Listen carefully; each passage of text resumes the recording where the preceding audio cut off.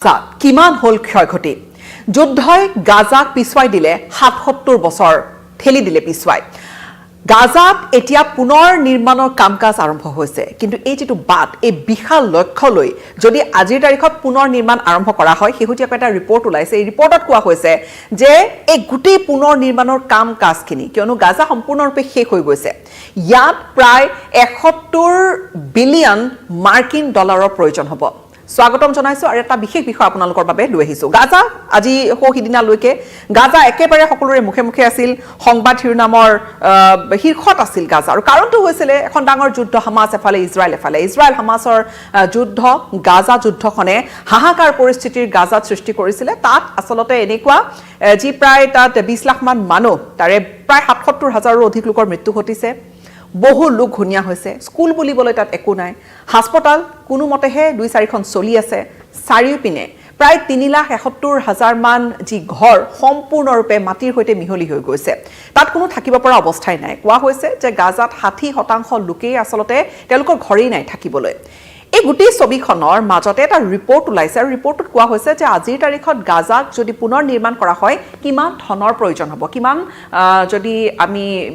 ডলাৰৰ কথা কওঁ কিমান ডলাৰৰ প্ৰয়োজন হ'ব আৰু এই ৰিপৰ্টটো প্ৰকাশ কৰিছে ইউএনএ ইউনাইটেড নেশ্যনছ আৰু ৰাষ্ট্ৰসংঘ আৰু ইউৰোপিয়ান ইউনিয়নৰ এই ৰিপৰ্ট আৰু ইউৰোপিয়ান ইউনিয়ন আৰু ইউনাইটেড নেশ্যনে এষ্টিমেট কৰিছে এটা জইণ্ট এছেছমেণ্ট তেওঁলোকে কৰিছে আৰু তাত কোৱা হৈছে যে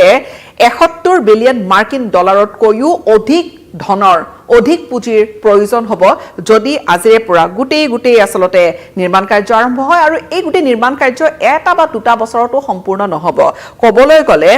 এই গোটেইখিনি হ'বলৈ হয়তো দশক লাগি যাব পাৰে আৰু অহা দশকটোত অৰ্থাৎ এই এছেছমেণ্টতে কৰা হৈছে এই যিখিনি ধন এই যিখিনি পুঁজি অহা এটা দশকত অৰ্থাৎ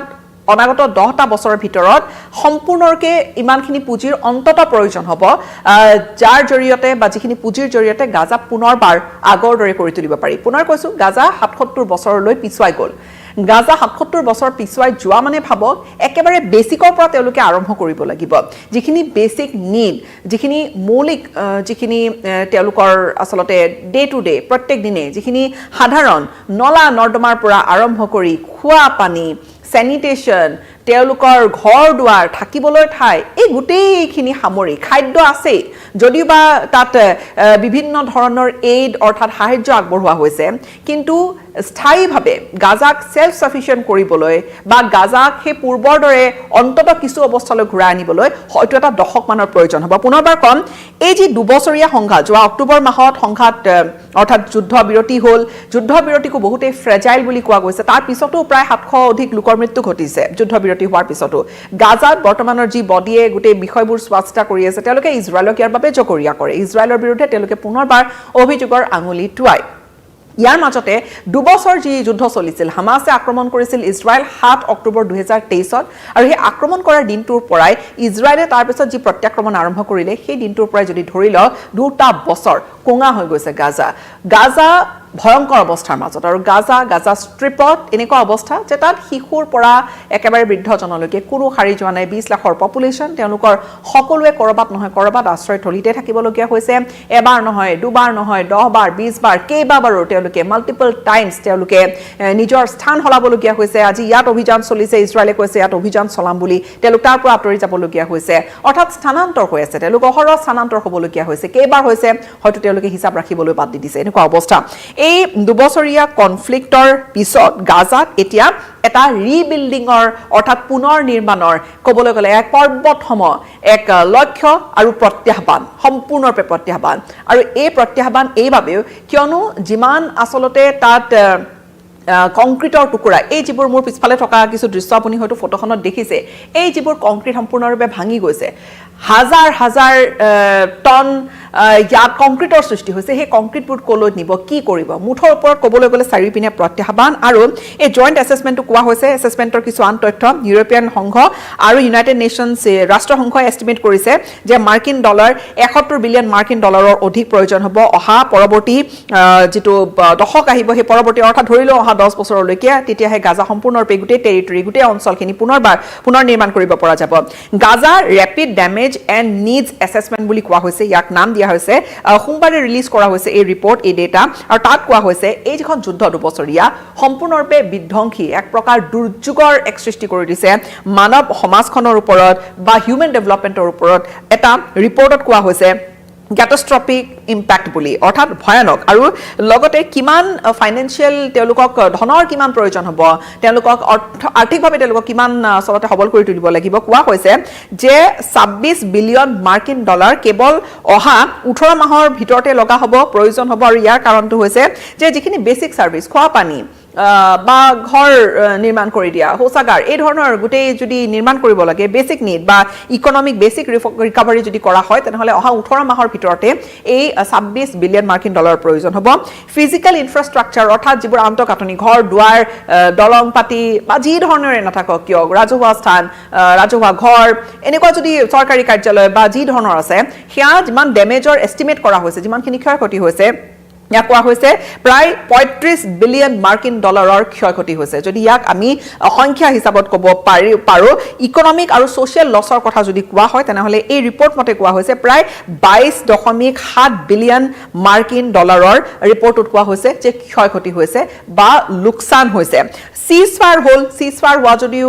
সময় হৈছে, কিন্তু ইয়াক খুব ফ্ৰেজাইল, অৰ্থাৎ এই চিজফায়াৰ খুব দুৰ্বল এক চিজফায়াৰ বুলিও বহুতে অভিহিত কৰে। ডেথ টোল, অৰ্থাৎ যদি কোৱা যায় যে কিমান লোকৰ মৃত্যু ঘটিছে, কৈছোঁ ইতিমধ্যে যে প্ৰায় ৭২,০০০ৰো অধিক লোকৰ মৃত্যু ঘটিছে। এয়া এটা আনুষ্ঠানিক এটা ফিগাৰ চৰ্চিত হৈ থকা। গাজাৰ হেল্থ মিনিষ্ট্ৰীৰ ফালৰ পৰা কোৱা হয় যে ৭২,৫০০ৰো অধিক লোকৰ মৃত্যু ঘটিছে। ইয়াৰ ভিতৰত হয়তো কিছু সংখ্যা হয়তো নাহিবও পাৰে সামগ্ৰিক ৰূপে। আৰু এয়াই নহয়, প্ৰায় ১.৫ লাখ মান লোক আচলতে আঘাতপ্ৰাপ্ত হৈছে, আৰু ইয়াৰ ভিতৰত কেইবাগৰাকীও সাংবাদিকৰ মৃত্যু ঘটিছে, কোনোবা হয়তো সাহায্যকৰ্মীৰো এই আচলতে সংঘৰ্ষৰ মাজতে তেওঁলোকো ক্ষতিগ্ৰস্ত হোৱা দেখা গৈছে।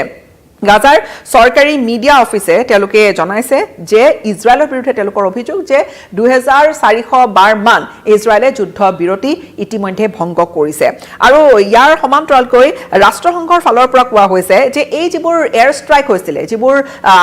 ষ্ট্ৰাইক হৈছিলে, আকাশমাৰ্গেৰে আক্ৰমণ হৈছিলে, এই আকাশমাৰ্গেৰে কৰা আক্ৰমণত সামগ্ৰিকৰূপে ৬১ মিলিয়ন টন প্ৰায় কংক্ৰিটৰ টুকুৰাৰ সৃষ্টি হৈছে। সেই কংক্ৰিটবোৰ কলৈ যাব, কি কৰিব, সেয়া এটা খুব ডাঙৰ এটা প্ৰত্যাহ্বান। গোটেই সম্পূৰ্ণ একোটা অঞ্চল ঢাকি পেলাইছে কংক্ৰিটে। সমান্তৰালকৈ এই এছেছমেণ্টত কোৱা হৈছে যে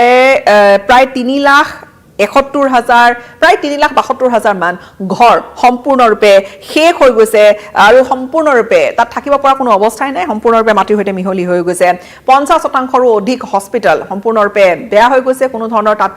কাম কৰি থকা নাই, হস্পিটেলবোৰ এক প্ৰকাৰ থকা নথকা সমানে কৈছে, কোনো ধৰণৰ ফাংচনেল হৈ থকা নাই।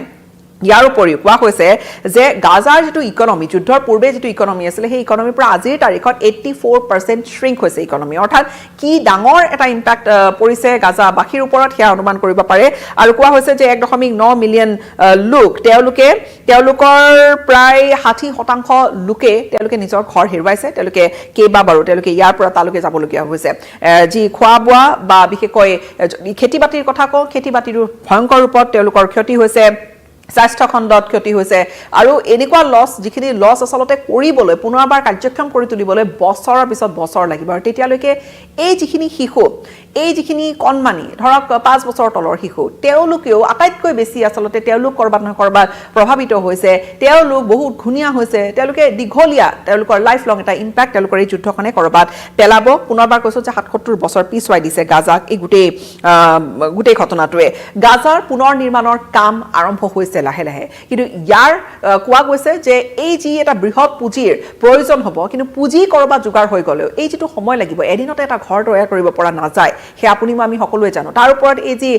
৬১ মিলিয়ন টন মান যি কংক্ৰিট আছে, সেই কংক্ৰিটবোৰ কলৈ যাব? ডাঙৰ এক প্ৰত্যাহ্বান আৰু জটিলতাৰে ভৰা এটা পুনৰ নিৰ্মাণৰ কাম গাজাত আৰম্ভ হ'ব। হয়তো সময় লাগিব, কিন্তু অন্ততঃ কিছু আশাৰ ৰেঙনি। এই এছেছমেণ্টটোৱে কিন্তু বহু কথা গাজাৰ বৰ্ণনা কৰি গৈছে। সম্পূৰ্ণৰূপে এখন যুদ্ধই এটা ঠাই কেনেকৈ শেষ কৰি পেলাব পাৰে। হয়তো গাজা শেহতীয়া এটা উদাহৰণ, য'ত একোৱেই নাই ক'বলৈ গ'লে, ঘৰখন নাই, পৰিয়ালৰ লোককো বহুতেই হেৰুৱাইছে, ঘূণীয়া হৈছে, হাহাকাৰ অৱস্থাৰ তাৰ মাজত সন্মুখত এটা তেওঁলোকৰ অনিশ্চয়তাৰ এটা ভৱিষ্যত লৈ তেওঁলোক এখোজ দুখোজকৈ পুনৰবাৰ আগবাঢ়িছে।